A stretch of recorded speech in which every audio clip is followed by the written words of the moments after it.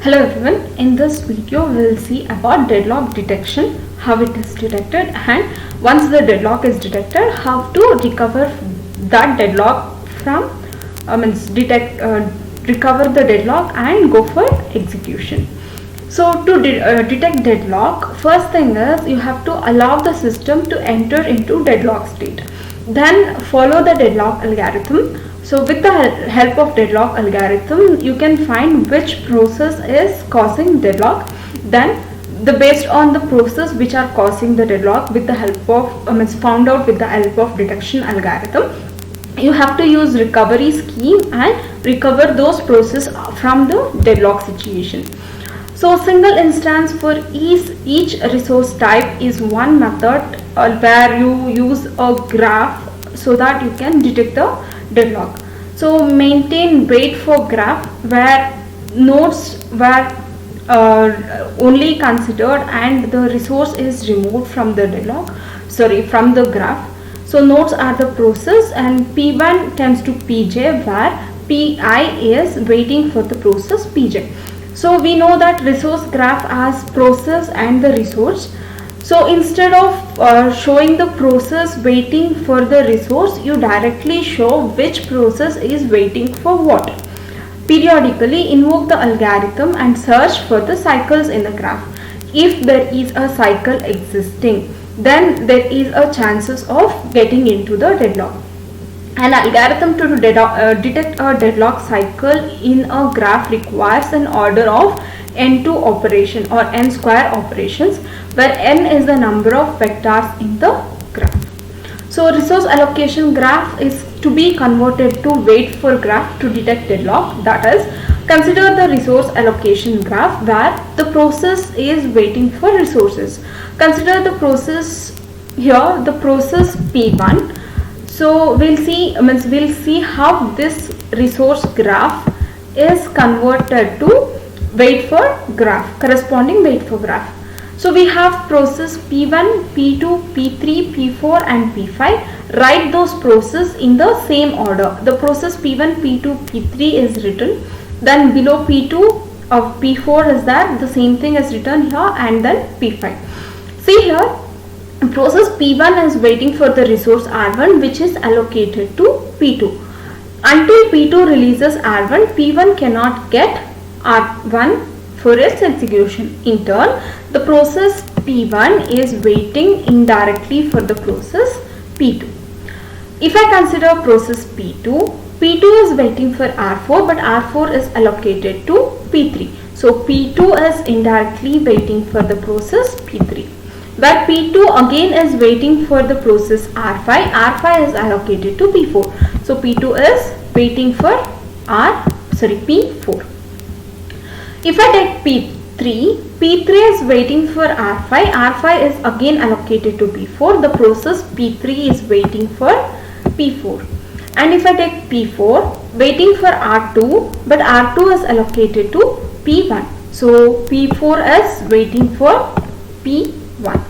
And if I take this above graph, P2 is waiting for R3, but R3 is allocated to P5. So in turn, your P2 is waiting for P5. Means indirectly P2 is waiting for P5. So this is the exact replication of this graph. So this we call it as wait for graph. From the resource allocation graph, eliminate the resources and directly find out which process is waiting for which process. That is about wait for graph. Using this wait for graph and the loop inside or the cycles inside the graph, we can find out which process will leads to deadlock.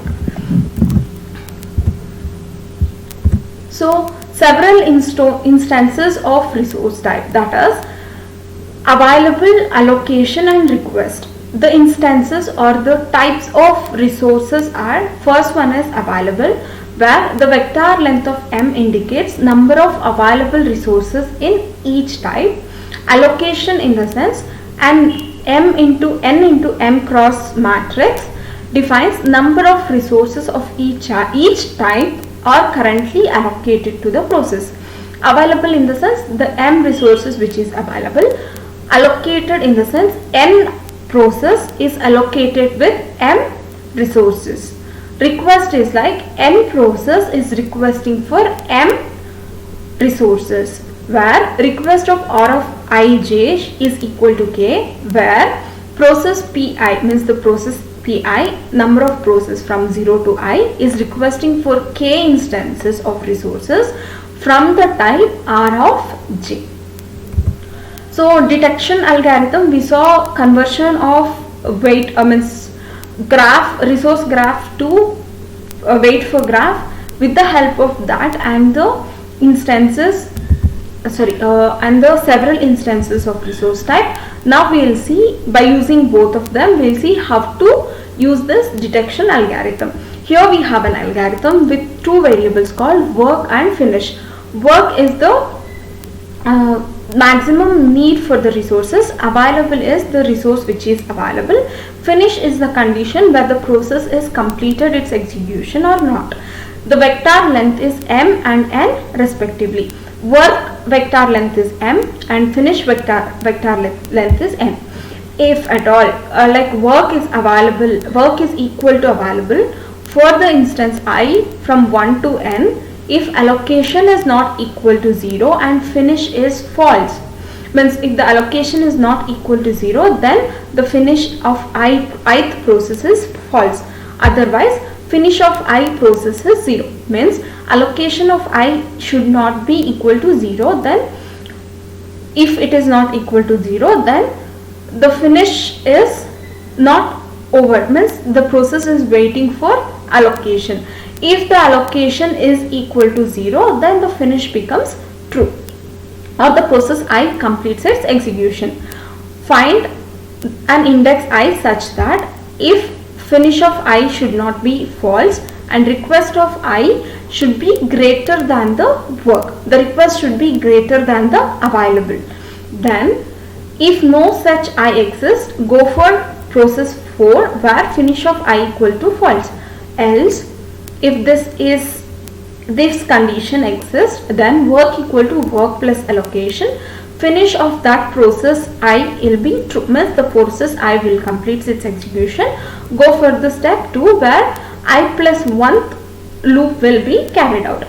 If finish of I is not equal to false, where the condition request of I is request is lesser than work, then finish of I is false. For I which is I is less than greater than 1 to n, then the system is in deadlock state. Moreover, finish of I equal to false, then the condition I represents the process ID, where process I, if it is finish of 1 is equal to false, then process 1 is in deadlock. If finish of nth process is under finish of n is false, then process n is under deadlock. This is about deadlock algorithm.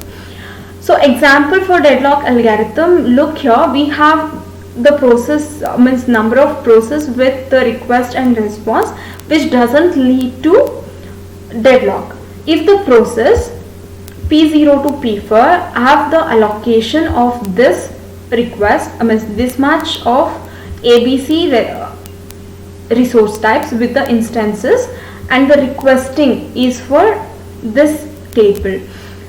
If the available is 0 but there are two processes which is requesting with 0 request for all three, and you can keep adding allocation to the available. So based on that, this process or this table can go to safe sequence state with P0 first, which doesn't have any request, then the available becomes 0 1 0. So now once the process completes execution, the process P1 completes execution, the available will be changed to 0 1 0. Once the process P2 finishes, available will be changed to 3 1 and 0, so that this can be given to the process P3 next, and then the P3, after execution of P3, the available will be 5 2 1. Then after that P4 can be executed, then the availability becomes 5 2 3. Then the process P1 can be executed with the request of 20. So this leads to the safe state execution. If we want to see the unsafe state execution, where there is one request from the process which is requesting for extra resources. So in this condition, where the detection algorithm will detect the process which is under deadlock. So consider an example from the previous example itself. P2 requests an additional instance for a type C. So we have a process P2 which is requesting for one additional resource of type C. What happens now?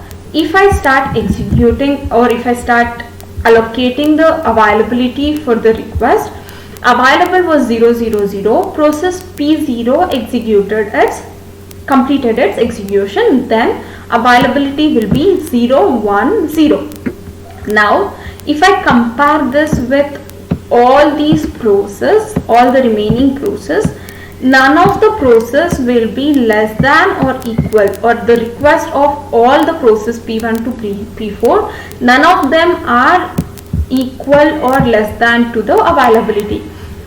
So now the process state P2 will go to the, or will lead to the deadlock. This is how detection algorithm works. So next is detection algorithm usage. When and how often you have to invoke the detection algorithm is it is like how often deadlock is likely to occur. Operating system will be knowing the occurrence, like frequency of the deadlock occur, and how many process will be needed to roll back, one for each disjoint cycle or two. Like if you have a cycle in the wait for graph, how many process should be removed from that cycle to make the, or to remove the deadlock from that condition. If detection algorithm is invoked, then there may be many cycles in the resource graph, and so we would not be able to tell which of them deadlock process can be caused, like which of these deadlock condition or which of these cycles will cause the deadlock. So how to recover from this deadlock is process termination. So recovery is mainly based on to terminate or to abort the process. If the process executes successfully, the termination is called successful completion. If the process is terminated abnormally, then the state is called abort. So which process to abort? Is it like abort all the deadlock process, means abort all the process which are in the cycle, or you can go for abort one process at a time until deadlock cycle is eliminated based on the cycles. You can break the cycle instead of completely clearing the cycle. In which order you have to choose the abort function as priority of the process. What is the priority? Go for the lowest priority so that high priority process will be executed successfully to keep the user interaction proper. How long the process has computed and how much longer it needs to be completion. If the process is completed for longer time, means computed for longer time, and it is taking even more huge time to complete, you can abort those process, or resource for those process used. If the process is consuming a lot amount of resources, those process may lead to again deadlock, so you can remove them. Or resources process need to be complete, or if it's like if the process has completely utilized the resources, you can terminate them. How many process will need to be terminated means based on the elimination of cycle, the operating system will decide how many process to be eliminated. Or is process interactive or batch process? If the process is not interactive, then you can leave the process for execution, or if it is interactive, you can think of termination. Or if the process is interactive and its resources, means that process is reliable by other process, means many process is relying on that process, you can keep that process for execution. Based on these many condition, operating system will choose, or the recovery method will choose which process to terminate. So recovering from the resources is based on resource preemption.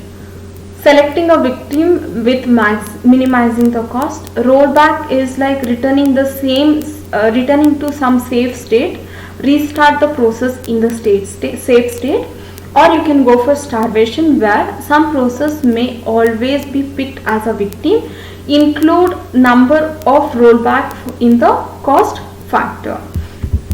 So I hope you understood these topics. Thank you.